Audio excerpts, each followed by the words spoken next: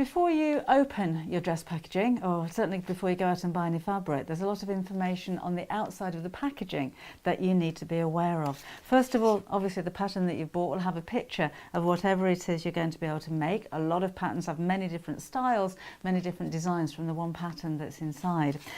So this particular pattern, we've got 6 dress styles, and I've got my sizes on the front here, and on this one it goes from a size 8 through to a size 14.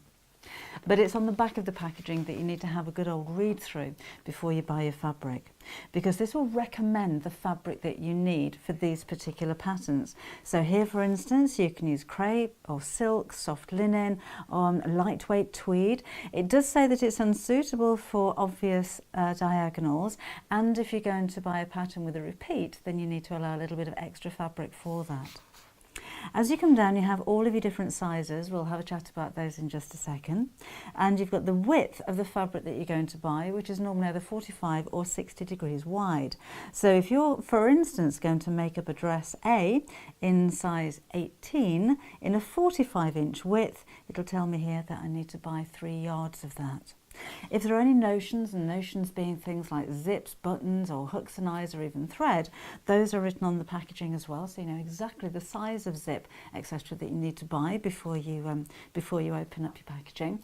And that's important, because there's going to be nothing worse than setting everything out and you've got your fabric and you've got your pattern and you can't finish your dress or your item of clothing because you just haven't got the right zip, or you're missing a press stud or a hook and eye. So everything, again, all listed on here before you even start.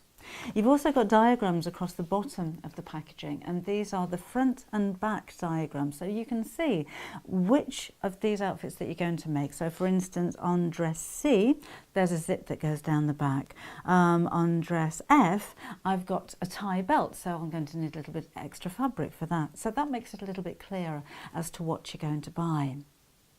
Okay, one other thing, on some dress patterns or top patterns or garment patterns that are made for stretch fabric, there's an extra little piece on the back here, and you'll see a black bar. Sometimes that's going to be on the side of the packaging, sometimes it'll be on the flap at the back of the packaging as well.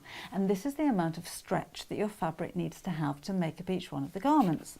So if you lay a piece of your chosen fabric, and you can take your pattern to a dress shop or a fabric shop and do this in store before you actually buy. Place one length of fabric over the black bar and then stretch it, and if it stretches all the way to the arrow at the side, at least then you've got exactly the right fabric. Now, I said about sizes earlier on.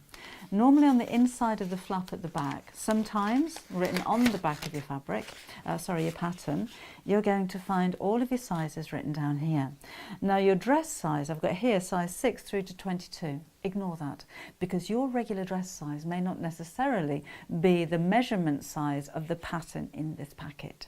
So go by your bust size, your waist size and your hip size in the inches that you see on the back of the packaging, and there will be another video for you to click on to explain a little bit more about how to measure yourself so you get the perfect fit. So take note of all of this information, decide which style of the pattern that you're going to make up, and then there's the fun part, because now you can go and buy your fabric.